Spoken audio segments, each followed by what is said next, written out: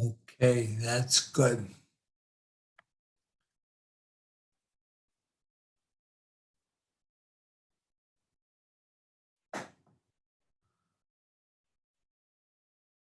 Well, this is a lecture on the Articles of Confederation period, the 10 years between 1777 and 1787. We're going to do the lecture by looking at state governments, at the articles themselves, why they took so long to be adopted, and what kind of long term impact they had. The the Western land claims that were given up, the way the articles worked with one vote per state, and the way the land ordinance and the Northwest ordinance worked to divide land and to provide for a mechanism where land could be sold uh, to, to settlers in the Western territories. And then we'll conclude by pointing out how the articles could not last for long. There were problems that led to the formation of the Constitution, and that was that's what the lecture's going to be about. Okay, so the state delegates, state governments that were formed as the colonial governments lost authority between 75 and 76. They had 13 different models and experiments for how democratic they wanted the governments to be.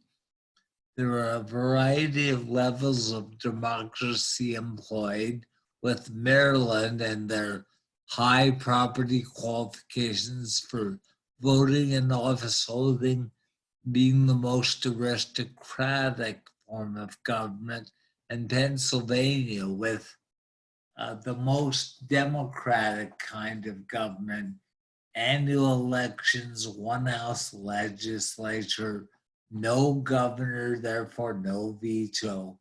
Everything the people wanted in Pennsylvania every year would just go into immediate effect. Well, that ended up being too democratic, and they dialed it back a little bit and added uh, governor and veto and two houses to the legislature, and all of that reflected uh, less democratic, but a little more stability in ruling the people of Pennsylvania. Massachusetts's a constitutional experiment was a three-step process for the writing up and accepting of the Constitution. First step involved the people electing delegates so that it would be a wide suffrage with the voters choosing the delegates to go write the Constitution. The second step was the writing of the Constitution. Uh, and the third step was the submission of that Constitution to the people to vote it up or down, to ratify or to choose not to ratify what the delegates had created.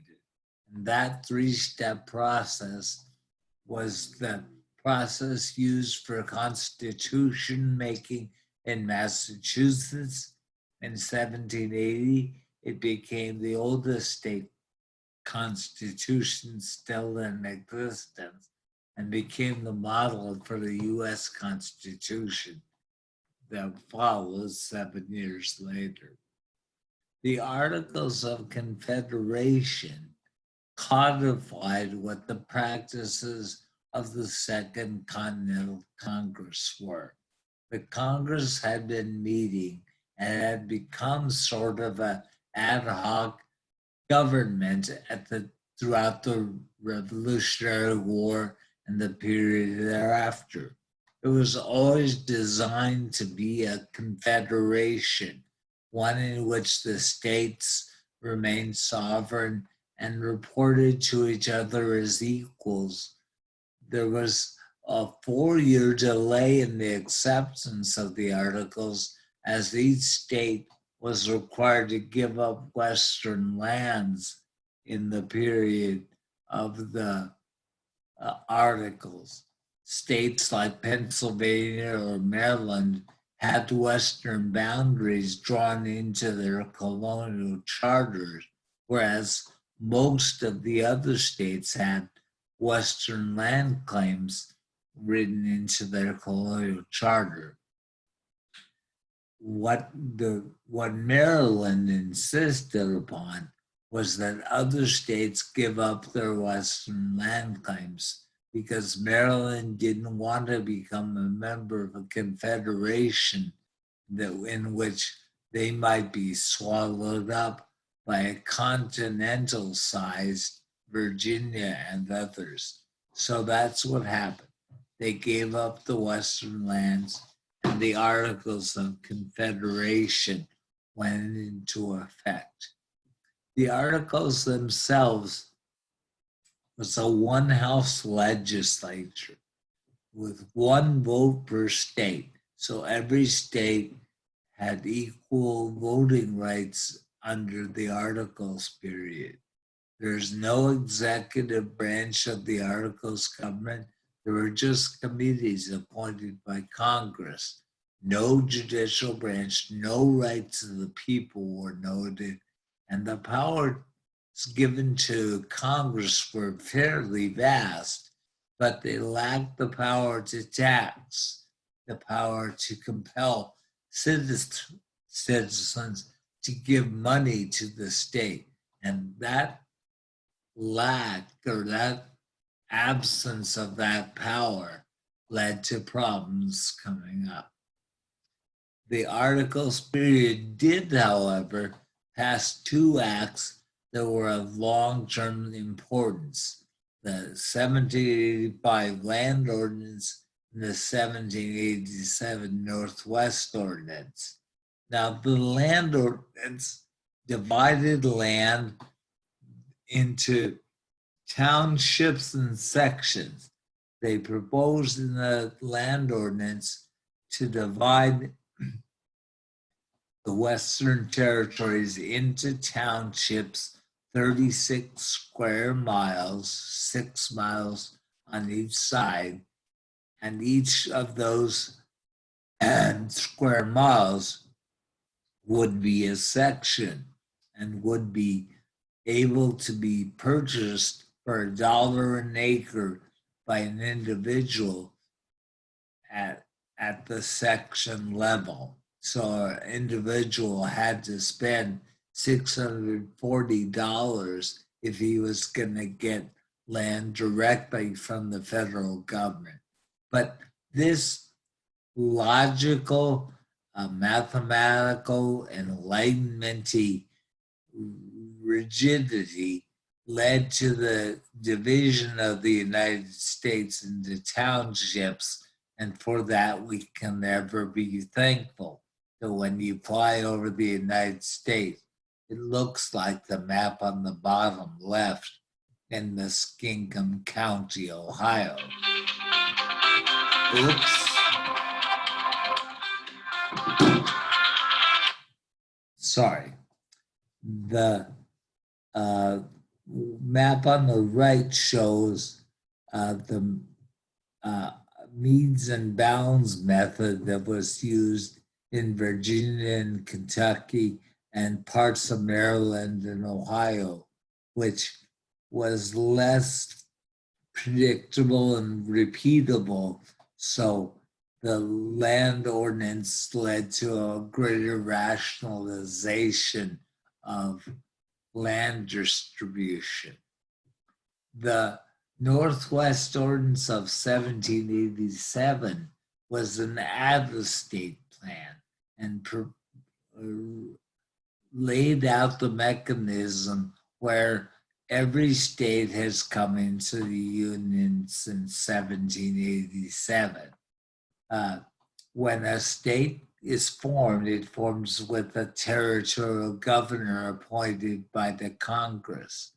Then when it gets 5,000 residents, there should be a territorial legislature in which the people of that territory can learn how to rule themselves.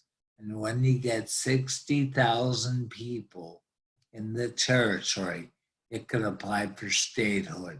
And that is the mechanism that every state has followed to become part of the Union. The Northwest Ordinance provided for schools, provided supposedly fair treatment, provided 3 to 5 states to be created in the Northwest Territory, and provided for the elimination of slavery in the Northwest Territory. So that was a very important part of the law that was passed in 1787. So this shows the Ohio land distribution at the time. This shows the townships in the West. Townships in California were 36 square miles.